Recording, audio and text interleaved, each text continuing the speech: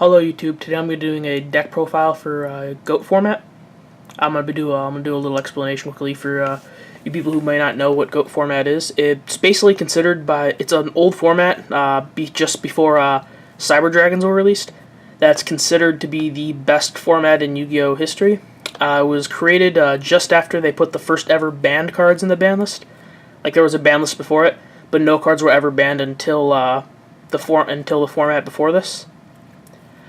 This is it's a very skillful deck, and it's fairly standard. Most people are playing the same cards, at least half the same deck, and then there's a lot of variation, but mainly there's just the same cards in almost every deck. It's a very good format. It's a very skillful format, and I would highly recommend it to anybody who is tired of the current format or just likes to play old school Yu-Gi-Oh for fun. There's a lot of cool banned cards in this format that you otherwise wouldn't be able to use in most decks. So I'm just gonna get right into this. This is mostly a basic deck, but I have a few interesting techs and all that.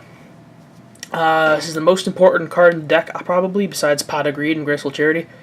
Black Cluster Soldier. This is your boss monster for practically every deck in this format. And there's a lot of other staple monsters you should always play, like Breaker. He's important for back removal, and he's huge. Tribe Infecting Virus. He's basically, you can Raigeki your opponent's monsters as many times as you want per turn, but you just choose the type you want to do. It's a really important card you should play. DD Warrior Lady, which can banish any monster battles. Exiled Force, which is really important for two reasons. One, because it's a good removal. Two, because in this format there existed something called Priority, which I'm not too experienced with, but essentially, if I summon this card, I get to activate its effect before you do anything, unless you have something that's on summon related or something like that. So if I summon it, you can't Ring of Destruction it. I should get to do it for right away. Sangan, because Sangan has a large search library and he's really good in this format. Morphine Jar, because he's really good with comebacks. A lot of people consider this card a bit trolly in this format, but it's really a good comeback card. If you draw this and they don't have a Nobleman of Crossout, it makes the game even. It's brought you back from the dead so many times. Cyber Jar is a little more stupid and kind of luck based, but this one I consider fair because it's a way to get back in the game when you've lost so much card advantage. Some people play 1, some people play 3, but I feel and a lot of people, mostly other people, feel the ideal number of Magician of Faiths is 2, because this is basically the card Knock was meant for. If you have all 3 in your deck, which you're almost gonna get knocked every other game at least. In fact, probably every game you'll get knocked just about. But if you don't want all 3 cards being banished, it's good enough to play it 2, but probably not play it 3. Plus, there's a lot of other stuff you want to put in here. Sinister, because there's a lot of good cards that discard for their effect. Also, this is the best defense possible against Delinquent Duo, because it makes their card lose a lot of value. It's a defensive and offensive card. It's just very good, and I'd consider mandatory. And this is all the stuff right now that I would consider mandatory to play. And then I'm going on to the stuff that I personally play, but I feel is also really good. Xerion. This card, it's a bit controversial, essentially. Because this actually did come out in Cybernetic Revolution, or I can't remember if it was Cybernetic Revolution or the Cybernetic Impact. It's the set with Cyber Dragon came out. It was in this set, but it is allowed in GOAT format because it came in a tin before that and it came early released. By that, it was basically a week before the set came out, so it's basically considered to be part of the format. But it's really good because you can do piercing damage to goats, and it counters a lot of stuff in the meta, and it's got a huge defense and a huge attack. I'd consider at least one of these a staple card, probably 2, but not a lot of people can consider them. And the more techie cards I choose a Spirit Reaper, because if you manage to get a direct attack in, you just basically make them discard, and that's huge. Card advantage is huge in this format. It's also good for if you just sit on it, they attack, you flip it, and then they just can't kill it.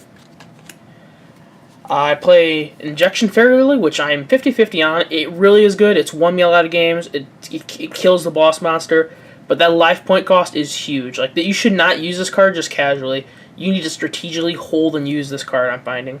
I like it. I may replace something, but right now I feel it's good.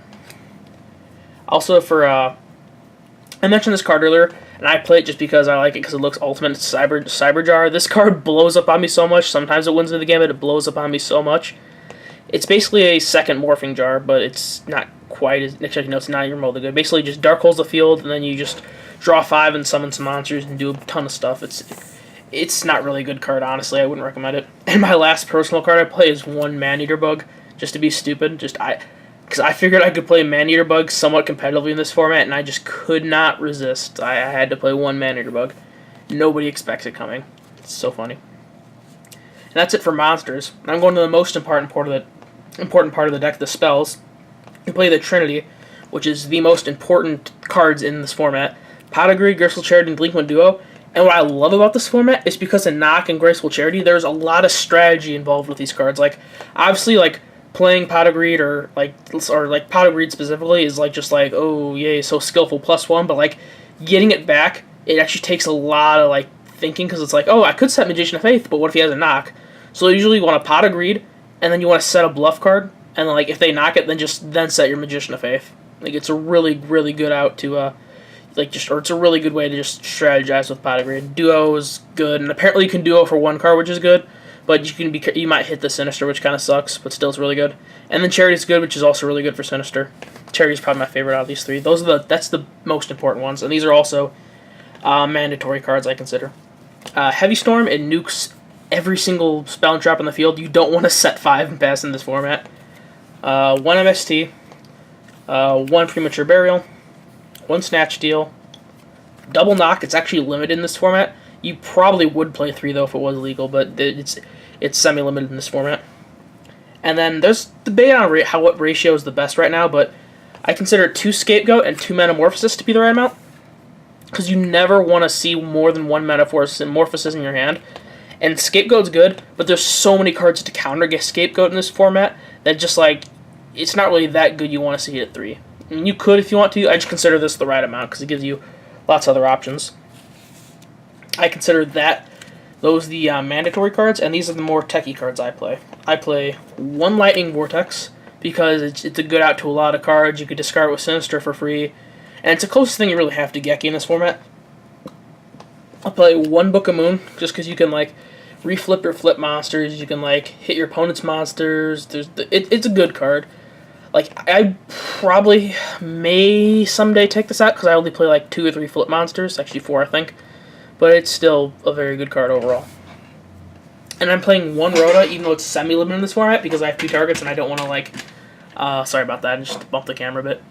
But it's also just a pretty decent card, because using this, you could see Exiled Force faster if you need to see it. Like, sometimes it just ends up dead, but I like it for now. Right now it's good. Maybe I'd put another target or 2 just to make it better. And that's it for spells. And lastly, onto the traps. There's 4 mandatory traps that every deck should play. You want to play Call the Haunted because it's good monster revival. You want to play Mere Force for mass destruction. You want to play Ring of Destruction because this card steals so many games and outs so many problems. And 1 Torrential Tribute because this can just clear a heavy board. Oftentimes, if your opponent's board is bad enough, what you'll do is you'll set this in the GOAT, and then on your opponent's turn, you'll literally just GOAT and then TT. It's that good. It saves you so much. Although weirdly though, nobody plays the mask card that actually lets you get traps back. Well, I've considered teching that too. And then for the last 4 trap cards I play double Sakuritsu Armor and double Dust Tornado. Both these cards are pretty good. Dust Tornado is really good for moving back row. Armor is good for defending monsters. I don't know. Sometimes I only really want 1 armor, and sometimes I want like 3. And then for Dust, I don't think I really ever wanted 3. But I consider basically 1 and 1 at least mandatory, because there's not really too many other really good trap cards. And then you could just like decide what you want. Like if you want to see less back row, you can do this. If you want more back row, you can do this. And that's it for the profile. The extra deck is literally just every fusion card ever that was in that format at 3, because there was no extra deck limit. There was just fusion monsters back then. Like, really, the important one is Thousand Eyes Extra Deck. That's what you're going to go into 90% of the time. There's a few other good ones, like there's a Vanilla Level 3 and a Vanilla Level 4 that are good. There's Barrel Dragon, which is important.